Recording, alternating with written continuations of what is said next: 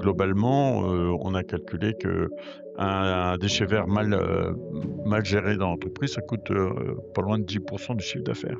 On a longtemps, désherbé avec, des petits granulés dans les massifs. On a arrêté il y a 20 ans et donc le jour où on a dit aux gars, on a dit: «Maintenant on va travailler avec la binette». Bah, ça a été, quelque chose de ouais, difficile à comprendre. En fait, c'est pas du bon sens. Il y a énormément de règles qui font que, pour faire bouger les choses, bah, il faut un temps incroyable. Je suis en train de transmettre, mon entreprise à mon fils et ça, je trouve que c'est incroyable. C'est une très belle chose qui peut m'arriver. Bienvenue sur Daily Green, le podcast dédié à la nature en ville. Je m'appelle Hicham Ndakla et toutes les 2 semaines, je vous invite à parcourir la ville et partager un moment avec celles et ceux qui font de nos villes des lieux plus vivants, plus verts, sensibles à la santé et à la cohésion sociale. Bienvenue sur Daily Green. J'aimerais vous parler de notre partenaire du jour, le Salon du Végétal, qui se tiendra du 15 au 17 septembre 2026 à Angers.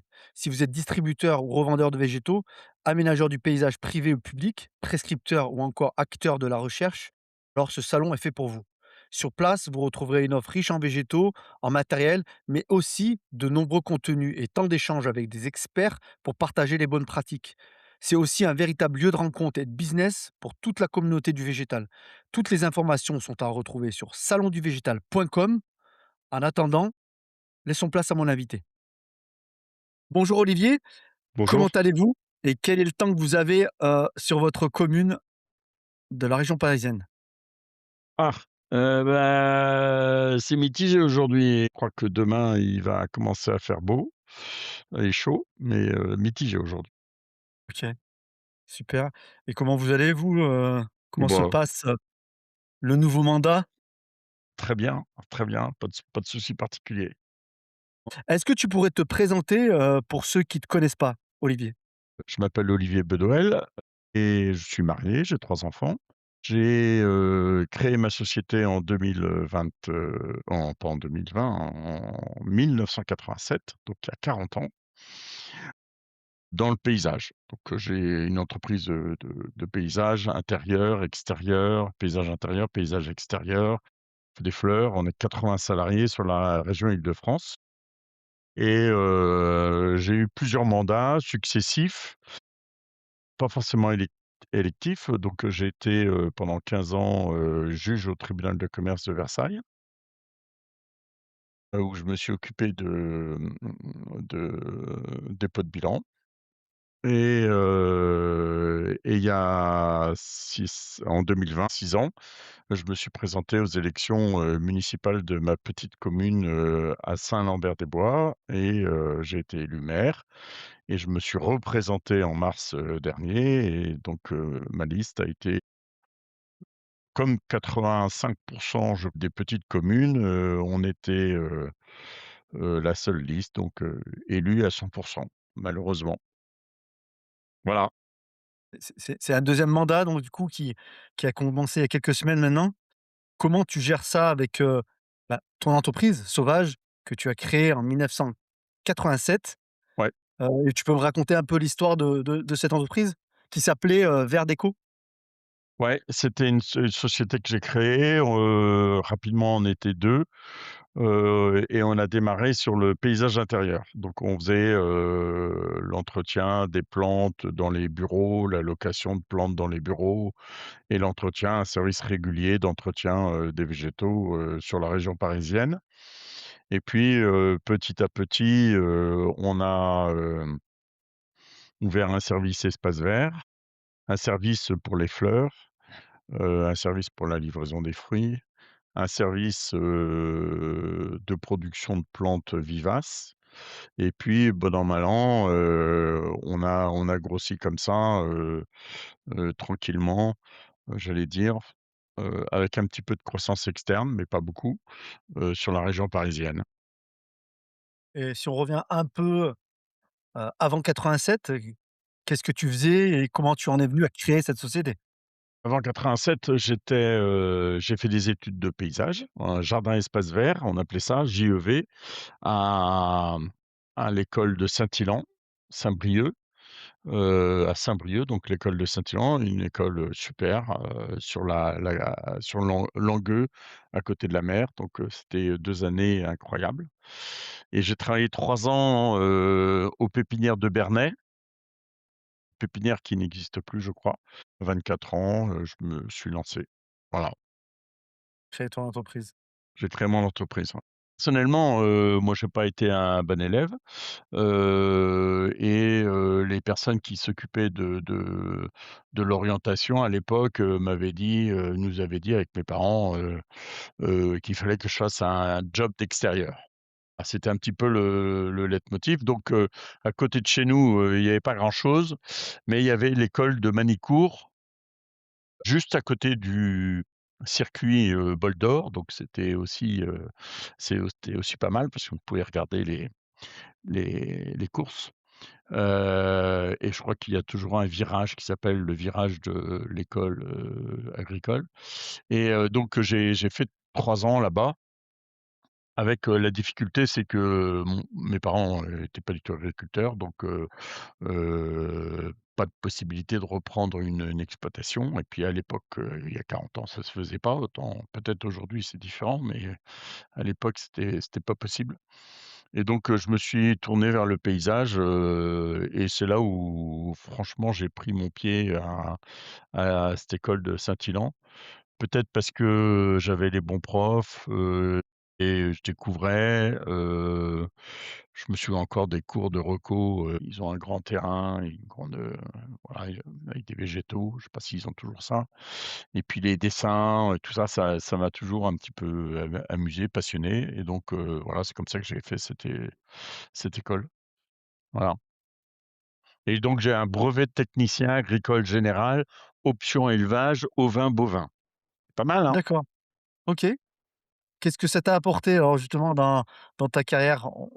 J'ai quelques idées. On a monté un troupeau de moutons, c'est peut-être ça, auquel tu fais allusion. On a monté un troupeau de moutons pour faire de l'éco-pâturage, dans le coin. Bon, c'est une activité un petit peu annexe, qu'on fait, très localement parce qu'on n'aime pas trop balader, les moutons comme ça, de droite et de gauche et puis, on a un site où on est installé de 10 hectares et ça nous permet, d'entretenir notre site, à moindre coût et de manière un peu sympathique. OK, donc on reviendra sur ce point effectivement de votre site, mais j'avais une question concernant ta conscience écologique en 87. Est-ce que Eh tu ben, l'avais elle ou existait, ouais. En fait, en 87, c'était assez en fait, on a très, très, très rapidement utilisé des papiers recyclés. Alors j'avais un copain qui était imprimeur, qui m'a fait pendant beaucoup d'années, toutes mes impressions et qui me disait: «Mais c'est n'importe quoi, les papiers recyclés, il faut utiliser plus de, je sais pas quoi, ça pollue plus que» mais en tout cas, nous, on a tout de suite utilisé des papiers recyclés. À l'époque, on en faisait pas mal, hein. On avait, des brochures, on avait de la doc, tout ça en papier recyclé et puis très rapidement, il y a, 25 ans, 25-30 ans, on a poussé le curseur un peu plus loin. On a participé au référentiel, de l'ancêtre de la FAC 26000 qui s'appelait, 1000, comme le chiffre 1000 NR avec l'UNEP, avec l'Union nationale des entrepreneurs du paysage et puis, on s'est pris de jeu et en fait, sur le nom, développement durable, bah, j'ai appris une façon de gérer, l'entreprise, enfin, j'ai mis un nom sur la façon dont on gérait l'entreprise. tu écris sur ton site, «Nous sommes une génération de jardiniers à qui l'on a enseigné les composants d'un engrais plutôt que la période de nidification d'une grive». À quel moment tu as pris conscience, que tu devais, t'engager? Déjà, on a toujours eu, ouais, comme j'ai dit tout à l'heure, toujours eu une, une, une Conscience? volonté, une conscience, une volonté de faire, le mieux possible. Et puis un jour, il y a je m'en souviens encore, c'était il y a 15 ans. Il y a un type qui m'appelle et il me dit: «Bonjour, je voudrais travailler chez vous». Je lui dis: «Bah, écoutez», il était assez sympathique au téléphone, donc je lui dis: «Bah, écoutez, venez». Et donc il est venu et en fait, il s'appelle, Michel Maruca. Il est en Angleterre maintenant. Cette rencontre a été très forte et je l'ai embauché. Mes collaborateurs m'ont dit: «Mais c'est quoi ce truc, ce gars, machin?» et cetera, et puis il nous a emmenés littéralement tous les collaborateurs, sur une façon de voir les choses et de travailler avec le vivant. Ça a été une Terminal. période, incroyable. Un type avec une histoire absolument folle. Tu regarderas sur internet, Michel Maruca, et un gars, qu'on a du mal à suivre des fois, mais qui a eu une vision. Voilà, c'est ça. Il a une vision très claire des choses et très claire du vivant. Voilà, et ça, c'était fantastique. Alors il est pas resté chez nous parce que ce genre de gars, il faut lui donner, pas à manger, mais plus qu'à manger, et voilà, et au bout de 3 ans, il est parti sur d'autres univers. En fait, il y a cette notion de désapprentissage finalement, tu le dis sur ton site, il y a cette transition qui doit être faite, entre un ancien modèle, bon, qui était inspiré, d'une certaine époque, et notre époque. Comment on désapprend Déjà, l'époque? c'est pratico-pratique, en fait. Je vais citer un exemple, tout bête. On a longtemps, désherbé avec, des petits granulés dans les massifs. Et nous, on a arrêté il y a 20 ans. Alors ce qui ne veut pas dire, qu'on n'a pas le certificato, qu'on n'a pas tout ça, parce qu'il y a des endroits où on ne peut pas faire autrement, et puis la réglementation, la législation nous impose, d'avoir, les certificats et les personnes responsables, mais on n'a pas de produit dans l'entreprise et on n'a pas de double, armoire non plus. Et donc le jour où on a dit, aux gars, «On va arrêter de traiter», et ben, on leur a fourni une binette et on leur a dit: «Maintenant on va travailler avec la binette». Bah, ça a été, quelque chose de, Douloureux? heu, ouais, difficile à comprendre, parce que donc on a cherché des binettes électriques. À l'époque, il y avait des binettes électriques. On s'est dit: «Comme ça, les gars, ils vont biner, mais ça va être, heu» Il y aura moins c'était d'efforts. au moins d'efforts. Je crois que c'est Pellin qui faisait un truc comme ça, on a vite abandonné parce que c'était pas très fiable. Après, on a été un des précurseurs sur, le matériel électrique avec Pellenc justement, très cher. On a investi beaucoup d'argent sur, le matériel, portatif électrique, et on est un des premiers aussi à avoir, investi dans des, véhicules électriques. Aujourd'hui, par exemple, on a, 100 de nos véhicules, légers qui sont électriques, ce qui correspond à peu près à 50 véhicules. Mais je me suis et après j'avais ouais, je vais continuer. Il y avait une autre chose aussi qu'on a travaillé beaucoup, c'est le compostage. En fait, notre métier, on sort énormément de déchets verts, des jardins, et on a très vite, monté une station, de compostage, et on retraite tous nos déchets verts, en interne. Complètement chez nous. Mais d'une manière, on va dire douce, on fait des tas, on laisse un an, on retourne, on laisse un an, on crible, on a et cetera. Donc on a, les différents tas de chez nous, et il a fallu aussi expliquer aux gars que, le tas de déchets verts, c'est pas un tas de déchets, quoi, et que c'est bien du déchet vert qu'il faut mettre dedans et pas la bouteille de coca et le sachet, McDo, du midi. Et donc ça a été un apprentissage, assez compliqué au départ, mais au final, maintenant, c'est quelque chose qui marche très bien. Donc concrètement, en fait, sur tes 85 collaborateurs, aujourd'hui, il y a c'est plus un sujet, techniquement, Non, c'est intégré, même dans la nouvelle génération qui arrive. oui, oui, c'est intégré et les gens même, viennent chez nous, parce qu'on a alors on a cette vision-là. Alors des fois, ça peut être un avantage, mais ça peut être aussi un inconvénient, c'est que les gens, ils pensent que, on on est, des écolos, un peu, la fleur au fusil et tout ça, mais en fait, non, on est des entrepreneurs, on fait du service, et ils sont des fois un peu surpris, de la façon dont on travaille. On est comme une entreprise normale, quoi. Il y a un client qui appelle, il faut qu'on soit là. Enfin, on peut pas lui dire: «Écoutez, non, on viendra après-demain ou dans 8 jours». Et justement, alors comment tu gères cet, équilibre entre une ambition, commerciale et une cohérence avec tes convictions, sans tomber dans le greenwashing dont d'ailleurs que tu critiques? Ouais, le greenwashing, c'est facile en fait parce que, par exemple, je vais te citer un exemple qui est EcoVadis. Je devrais peut-être pas, le faire de manière, comme ça, mais EcoVadis, par exemple, c'est un site internet, c'est un tableau Excel qu'on remplit et on coche les cases et puis on a une note.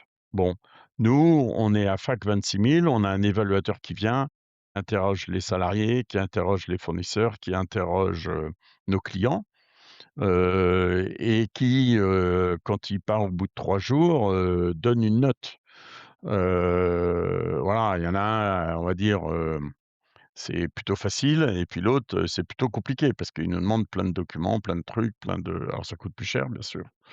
Mais ça, on y tient beaucoup et chez nous, quelqu'un qui a pas cette fibre, il peut pas rester, reste pas. Que c'est contraignant?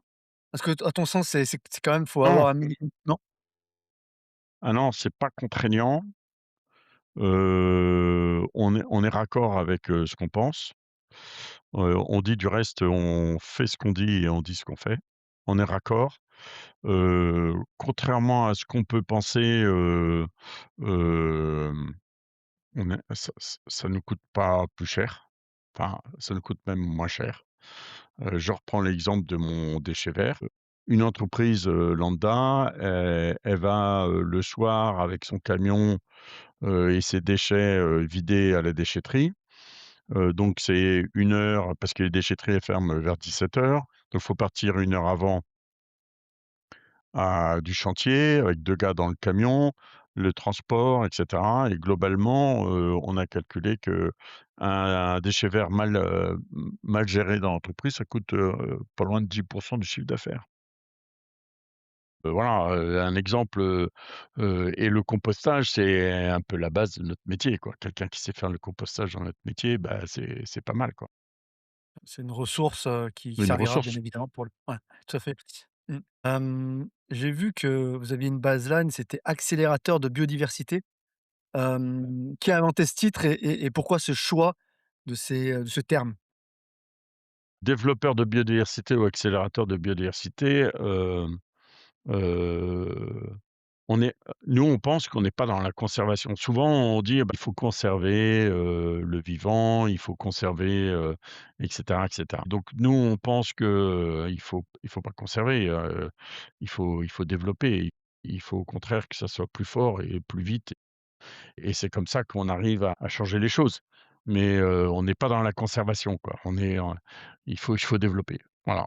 La biodiversité, si on fait juste, on ne fait que la regarder, on va dire et puis essayer de pas l'abîmer, c'est bien, mais c'est mieux de la développer, ouais.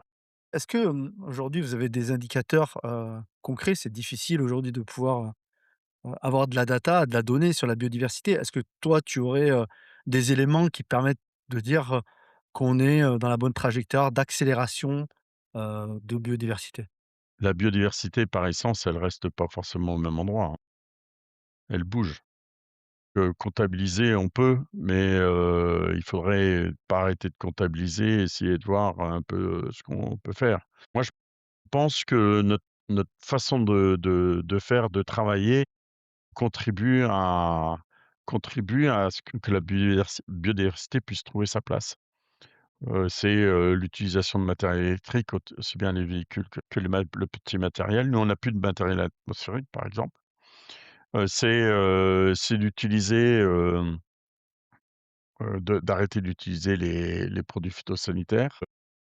C'est être clair avec les clients, les ruches, dans Paris, c'est de la communication et donc on leur dit, «Si vous voulez mettre des ruches dans Paris, bah, très bien, mais vous voulez communiquer avec vos salariés sur, le miel, les ruches, mais c'est pas ça qui va faire, développer la biodiversité».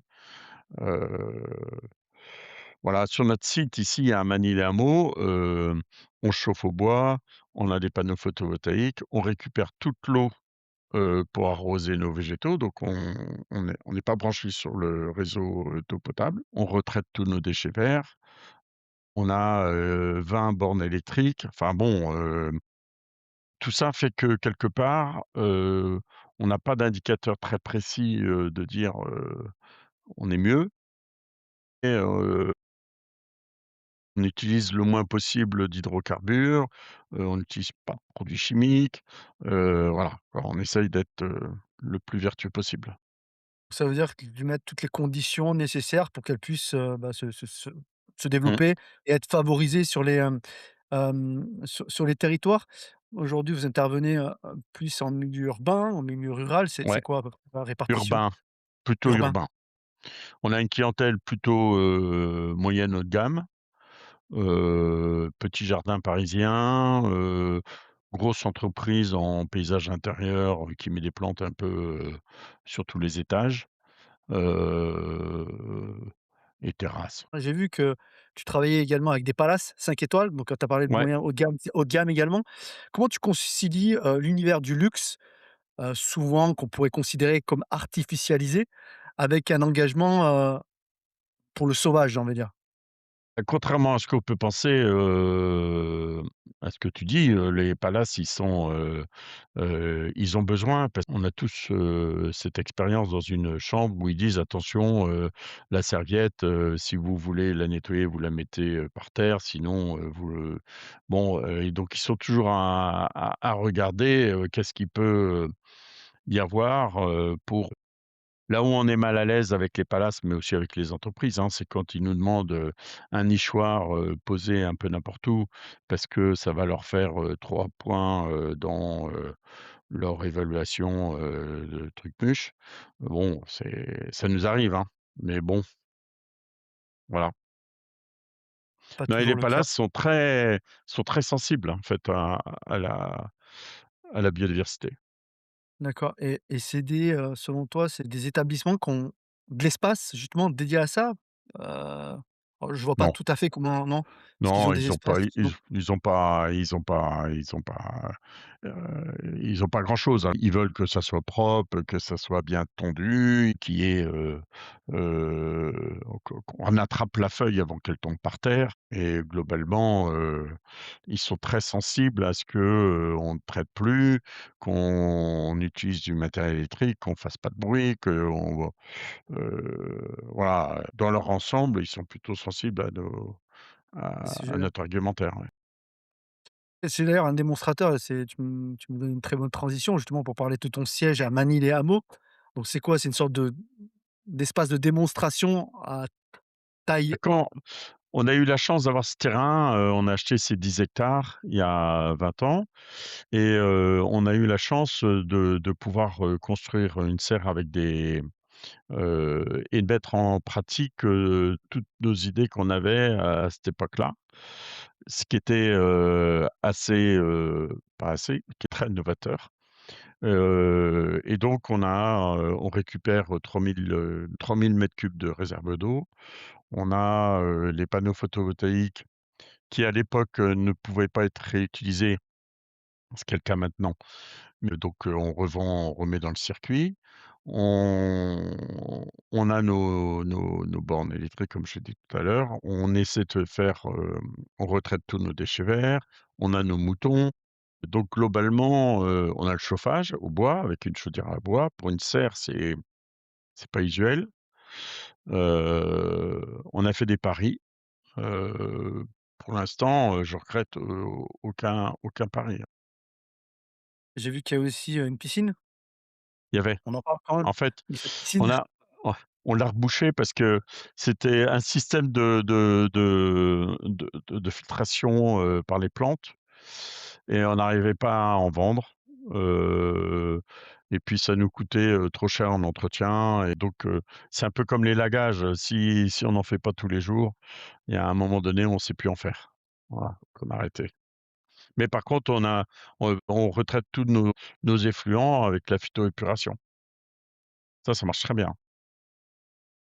Est-ce que vous produisez sur place, justement, des végétaux? Ouais. On a développé une production de plantes vivaces. On a, 100 une centaine de variétés de plantes vivaces pour nous, pour notre propre usage. On s'est rendu compte qu'on avait du mal à avoir, des végétaux qui correspondaient un petit peu à nos projets et donc on produit une petite production, petite série et qui nous permet de proposer ça à nos clients. Côté salarié, comment c'est vécu cet espace? Parce que moi j'ai vu la vidéo, filmée par drone, c'est ça? Je sais pas si c'est un drone. Ouais. Alors on voit pas l'intérieur de vos bureaux, mais on voit bien, On l'espace, a tout refait là récemment, ouais. ouais, Les gens, déjà il y a des c'est un site qui se visite, donc très régulièrement on a de la visite. Heu, les salariés, alors, sur site il y a 15-20 personnes. Les autres c'est tous, sur le terrain. Donc globalement on a des conditions de travail qui sont pas mal. En plus, dans la vallée de Chevreuse, à 30 kilomètres de Paris, il y a pire. d'accord. Et donc tu as dit que chaque année vous aviez, des portes ouvertes. C'est quoi l'ambition, Qu'est-ce que tu espères que les visiteurs, viennent découvrir, chez toi? On a fait, les portes ouvertes, on a plus ou moins, après le covid, mis en suspens. Bah, les gens en fait, c'est du local, du très local, les gens qui voient ces grands bâtiments, un petit peu près de la forêt, puisqu'on n'est pas loin de la forêt, ils voulaient visiter donc ça leur permet de regarder, ce qu'on faisait, quoi. Est-ce que, en tant que maire, tu es à côté? Est-ce que Saint-Lambert-des-Bois, c'est à côté de ton lieu de Ouais, travail? j'ai de Ouais, la chance, c'est à, 1/4 d'heure à vélo. Voilà, je viens à vélo à l'entreprise donc c'est un quart d'heure à vélo pour venir, dans un sens ou dans l'autre. Ouais, c'est pas loin et heureusement parce qu'un mandat de maire, ça prend nous, on est une petite commune de moins de 500 habitants et donc ça prend du temps, pas loin du mi-temps. Si on veut s'occuper des choses, des projets. je me souviens qu'on avait échangé une fois. Alors la première fois qu'on s'est rencontrés, c'était à Hello, justement, lors de Ouais, l'événement, du paysagisme d'intérieur à Madrid. Et je crois me souvenir que tu avais été élu sans le vouloir. ouais, alors c'est plus le cas, actuellement. En 2020, dans nos petites communes de moins de 1 000 habitants, on avait la possibilité de panacher. C'est-à-dire que ou de se présenter tout seul ou, d'avoir des listes, pas complètes et donc, en 2020, en plein covid, nous, il y avait 3 listes, dont un qui était tout seul, une liste à 8-9, je sais plus, puis nous qui on était sur la liste du maire sortant et on avait une liste complète. Sauf que, le maire sortant n'a pas été élu. Il a été barré. Et donc, le soir du vote, bah, il s'est s'agit de savoir qui voulait se présenter, donc je me suis présenté et donc j'ai été élu par les conseillers municipaux. Après, cette année, c'était complètement différent et c'est pour ça que, il y a eu beaucoup de monolistes, sur toutes les communes de moins de 1 000 habitants. Heu, donc on avait une obligation de se présenter sur un format de liste comme, les autres communes. Donc on pouvait plus barrer. En tant qu'entrepreneur, qu'est-ce qui t'a motivé pour aller t'engager dans un mandat, au sein de ta commune? En tout cas pour le deuxième mandat? Heu, Puisque ça a été beaucoup plus volontaire dans le deuxième mandat, si je comprends bien? le premier aussi, hein, j'ai dit: «Oui», hein. Je Ah oui. suis je me suis présenté donc au final, heu ils ont été d'accord. Moi, j'aime bien, l'aspect enfin, on est une société de service et j'aime bien rendre service donc ça collait bien. En fait, gérer une commune, c'est un peu gérer une entreprise. Un peu parce que sur l'aspect, achat, gestion et cetera, c'est comme une entreprise, hein, finalement. On a un budget, on dépense ou pas, on prend des décisions. Après il y a les habitants, ça c'est un peu différent. On peut pas les gérer comme une entreprise, on peut pas les virer. On peut enfin voilà quoi et si on n'est pas d'accord avec eux, il faut essayer de concilier les choses. Donc ça, c'est intéressant et donc du coup, je me suis pris au jeu. Je dis pas que c'est tout repos tout le temps parce que, il y a toujours des gens qui sont soit pas satisfaits, qui le disent, des fois beaucoup plus fort que ceux qui le sont. Hem, donc il y a des il y a des pour et du contre, mais globalement, bon, dans une petite commune, c'est plutôt sympa. C'est pas très politique non plus. Comment ton expertise de justement de paysagiste, de chef d'entreprise, vient enrichir ton rôle de mandat? Nous, en fait, ça a été très particulier parce que, on est à l'équipe qui avait été élue était, complètement novice, y compris moi. Donc, on connaissait rien à rien. Ça, c'est le premier point. Le deuxième point, c'est qu'il y avait une secrétaire de mairie dans notre commune qui était là depuis 20 ans et qui était partie, qui a démissionné, début juin. Les élections, c'était début juillet, nous. Donc un mois avant, notre élection, elle est partie avec armes et bagages et surtout avec bagages et donc du coup, on s'est retrouvés, le lendemain de l'élection avec un ancien maire, qui avait un peu gros sur la patate, donc qui a pas trop voulu, non plus nous aider et puis pas d'historique, pas de rien. Voilà, donc les 6 premiers mois ont été très durs. Les 6 premiers mois ont été très durs. Voilà, mais là, maintenant, le deuxième mandat, c'est j'allais dire, pas plus facile, mais on sait où on va, on connaît, les tenants, les aboutissants, donc globalement, c'est pas mal. En tant que maire d'une petite commune, est-ce que tu penses que, justement, les petites communes ont un rôle spécifique à jouer, hem, sur la préservation de la biodiversité, mais plus largement sur, heu, la place, que doit être faite à la nature, dans le milieu urbain? Nous, on est dans la vallée de Chevreuse, qui est un parc naturel régional. C'est le seul parc naturel régional de l'Île-de-France. Donc on est bien lotis, on va dire. Heu, c'est plutôt pas mal parce qu'on a cette structure de PNR qui nous aide beaucoup et qui nous permet de comment dire? De gérer ça au quotidien. On se rend compte qu'en fait, il y a plusieurs choses. Il y a beaucoup de règles, énormément de règles. Et je vois par exemple, on a un rue, qui, devient torrent, quand il pleut. Il faudrait faire des aménagements, assez simples, peu coûteux pour pouvoir, éviter que l'eau, déboule, dans les ruisseaux ou inonde les maisons. Mais c'est un rue qui est, soumis à la loi sur l'eau. Donc il faut un bureau d'études qui vérifie, s'il y a pas la sauterelle, truc-muche, là-dedans et ça coûte 20-25 000 € pour avoir, une étude, qui va permettre de dire, «Bah, oui, on peut faire une réserve d'eau» et comme ça évite que tout, débine et que ça abîme, tout. En fait, c'est pas du bon sens. Il y a énormément de règles qui, qui font que, pour faire bouger les choses et c'est un 1re chose qui m'a énormément, marqué, bah, il faut un temps incroyable, en fait et il y a des cl et il y a des habitants, il faut faire avec, qui sont farouchement contre, mais à un point qu'on n'imagine pas. Contre, tout Contre la aménagement politique? biodiversité, contre tout ça, contre tout ce qu'on peut dire, la voiture électrique, la plantation, les trucs, la nature, tout ça, tout ça, tout ça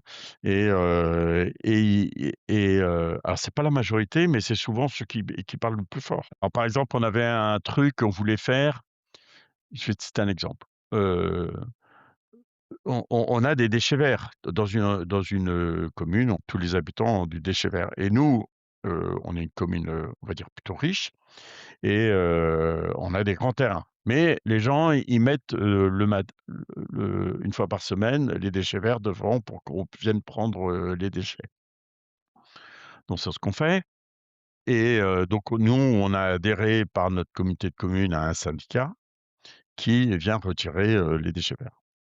Et moi, j'avais comme idée de refaire un peu ce que j'ai fait chez moi à l'entreprise, dire: «Je vais collecter tous les déchets verts de tous mes habitants, je vais en faire un compostage et puis, je vais redistribuer le compost à mes habitants». Je trouvais ça marrant et puis, je me suis dit: «Je vais essayer de trouver un cheval et puis on va retirer ça, enfin, on va faire un truc un peu sympa».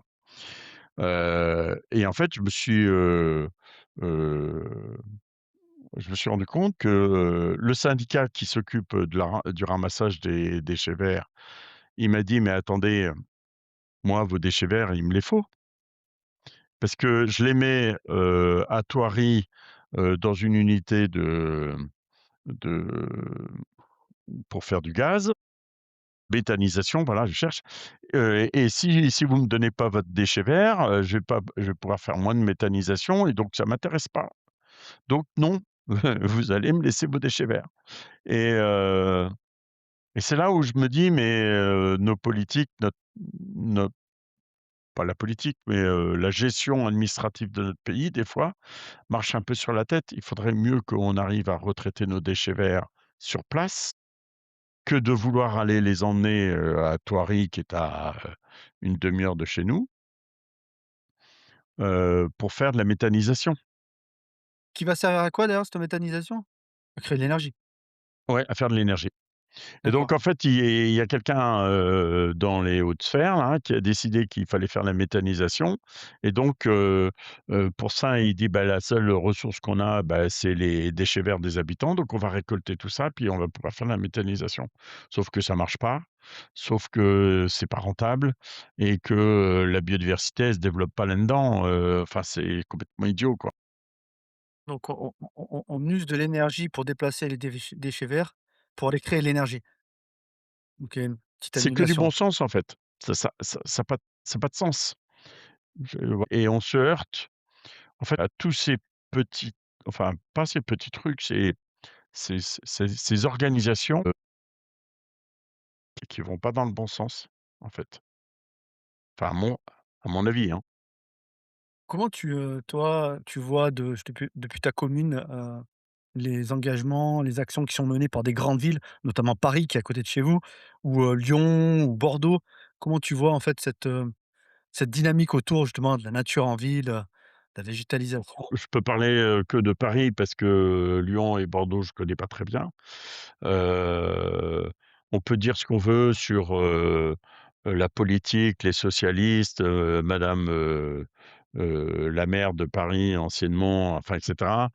Mais moi, je trouve que ce qu'elle a fait sur Paris en termes de voies cyclables, en termes de refus, de la voiture atmosphérique, c'est, alors c'est sûr que ça change les habitudes, mais c'est incroyable, c'est super. Se balader dans Paris maintenant, on respire déjà, et c'est indéniable. Enfin, c'est tout, il y en a pas un qui peut dire que c'est tout pollué Paris.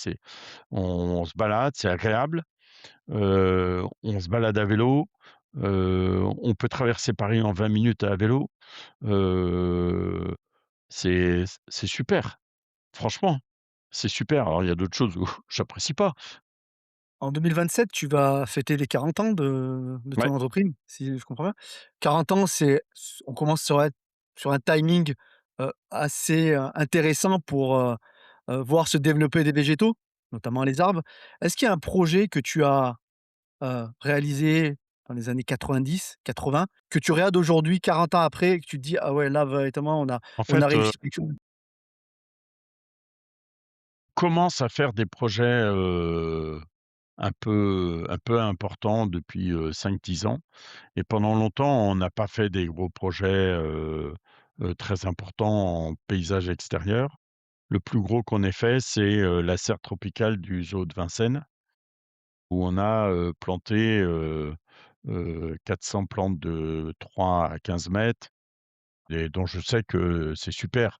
Mais, non, je crois on a fait pas mal de jardins de particuliers, de petits jardins de particuliers. J'ai pas un projet phare. Enfin, D'accord. on travaille pas du tout avec du public. Alors, le seul chantier public qu'on a fait là récemment, c'est, la cour d'honneur de Bercy, le ministère des Finances. OK, intéressant. Hem, Est-ce qu'il y a quelque chose que tu as appris de la nature, que tu n'as pas retrouvé, chez les humains? Sens que le vivant, il calcule moins et que du coup, c'est peut-être plus facile. Nous, on calcule tout. Si je fais ci et que l'autre fait ça, voilà ce qu'il faut que je fasse. Donc du coup, on perd une certaine, nature, franchise, une certaine franchise que n'a pas le vivant. Le vivant, il calcule pas, ouais. Il Voilà, il vit. Alors après, il y en a heu, qui sont plus prédateurs que d'autres, mais globalement, nous, on réfléchit de trop. Peut-être ce côté franchise et spontanéité, en fait, voilà, il y a Voilà. pas de calcul. Ouais, tout à fait. Est-ce qu'il y a un coin de nature, toi, qui te permet de te recharger, personnellement? Parce que tu es entouré de nature, ton travail, ton mandat, mais est-ce qu'il y a un endroit où, en fait, tu te sens vraiment, chez toi? Ah, il y en a 2. La forêt, parce que nous, on est en pleine forêt et donc encore ce matin, je me balade, 1 heure en forêt et ça vaut tous les pesants d'or, tout ce qu'on veut. Ça, c'est le premier. Puis le deuxième, moi, j'aime beaucoup la mer, donc la mer, voilà. Comment tu vois, Sauvage dans 40 ans? Ça, c'est une sacrée question, hein. Bah, c'est surtout comment tu voudrais qu'on en parle aussi. Alors voilà, pour préciser un peu plus. Bon, alors déjà, moi, je suis en train de transmettre, mon entreprise à mon fils et ça, je trouve que c'est incroyable. C'est une très belle chose qui peut m'arriver. C'est pas fini, c'est compliqué, mais bon, j'ai bon espoir. Si ça se finisse et qu'on arrive à faire ça. Hem Et dans 40 ans, bah, je sais pas où ça sera, en fait, dans 40 ans. Parce que dans 40 ans, mon fils, il a 35 ans, et qu'est-ce qu'il aura fait? Est-ce qu'il va le céder à quelqu'un? Est-ce qu'il va le transmettre? Parce que la transmission, moi, j'ai plein de copains, qui ont pas transmis parce que les enfants ne voulaient pas. C'est quand même on a un job où on est vachement investi, quoi, hein. Petit patron d'une petite boîte, c'est 24 heures sur 24. C'est pas rien et moi je comprends qu'il y ait des enfants qui ont pas envie de bosser tous les week-ends, les vacances et machin et pas s'arrêter, quoi. C'est pas facile, hein. J'imagine, enfin, toutefois, c'est Donc 40 ans, je sais pas. Mais par contre, ce que je sais, c'est que mon fils, il va continuer dans la même, lancée et qu'il va pas, demain, il va être même plus fort que moi, heu, des fois, un peu trop même. Voilà, mais bon, c'est bien. que bah, tu as réussi quelque chose dans tous les cas. Déjà de transmettre et peut-être Ouais, ouais, de faire mieux que toi, ouais, j'imagine, hein, ouais. ouais, ouais, Ça, c'est quand même pas ouais, je suis rien. content. On a toujours une petite question de fin. S'il y avait, 2 personnes vivantes ou disparues que tu aimerais avoir autour de toi, ou autour d'une table, sur ton lieu de travail, et avec qui tu aimerais discuter, quelles seraient ces 2 personnes? Mon père, voilà, qui est parti il y a 2 ans, heu, parce qu'il c'est lui qui m'a aidé au départ, il m'a fait confiance. Voilà, au début, c'est pas facile, hein. Au début, quand on monte une boîte, c'est même très compliqué, il m'a bien aidé donc ouais, mon père, et la deuxième personne, j'ai cet esprit d'entreprendre, je l'ai appris d'un type qui était palefrenier, donc dans un haras et son patron, lui a vendu son petit haras. Okara, c'est, Il faisait les yearlings, les chevaux de course et voilà et la première ou la deuxième année, de son exploitation, il a vendu un cheval à Deauville, à un prix incroyable et moi je l'ai rencontré, 1 an avant. Donc moi je vendais des végétaux, lui il vendait des chevaux. On a eu des discussions pas possibles sur l'entreprise. d'accord, donc Il c'est s'appelle vraiment dans Hubert Honoré. Il a été maire aussi, ah d'accord, bon, mais je crois on va qu'il le a citer. arrêté. C'est quoi qui a fait l'étincelle? Parce que là, vous êtes sur des domaines complètement différents. Qu'est-ce qui fait que c'était quoi? C'était ce besoin de En liberté? Ce fait, besoin de la liberté, c'est le matin, j'ai une idée, le midi, elle est validée et le soir, elle est mise en place. elle est réalisée. Ouais, c'est clair. Et surtout, comme on a une entreprise qui est, enfin, on n'a pas aucun souci particulier financier. On a les moyens, en fait, en général, nous, on achète et puis quand on a besoin d'un financement, on appelle notre banque et en disant: «On a acheté, il faut nous donner des sous» parce qu'on n'a pas envie de dépenser, notre cagnotte. Donc c'est ça, en fait. C'est une liberté incroyable, incroyable. C'est un très bon, mot pour finir cet épisode. Merci beaucoup, Olivier, pour, ta participation. Ravi C'est moi qui te d'en savoir remercie, ouais. plus, sur Sauvage et puis sur ta commune. Je te souhaite, Ouais, le meilleur pour ce mandat et en tant que chef d'entreprise et puis, sur la passation, la transmission à ton fils. Voilà. merci beaucoup. Où c'est qu'on peut te joindre? Vous avez un site internet? On a un Sauvage site internet, sauvage.fr qu'on est en train de refaire, mais qui marche très bien. Et donc, on peut, sauvage.fr avec un J comme jardin. Et donc, bah, là, il y a des questionnaires, il y a un formulaire de contact, sans aucun problème. Voilà, ça marche bien. qui nous permettent de visiter un peu vos lieux de travail. Ouais, exact. Merci beaucoup en tout cas Olivier. Merci, hein, à bientôt. Merci à vous de nous avoir écoutés. Si vous avez aimé cet épisode, n'hésitez pas à le partager et à nous laisser des étoiles, 5 de préférence sur votre plateforme d'écoute préférée. Enfin, afin de ne rater aucun épisode, inscrivez-vous à notre newsletter newsletter.dailygreen.fr. Prenez soin de vous.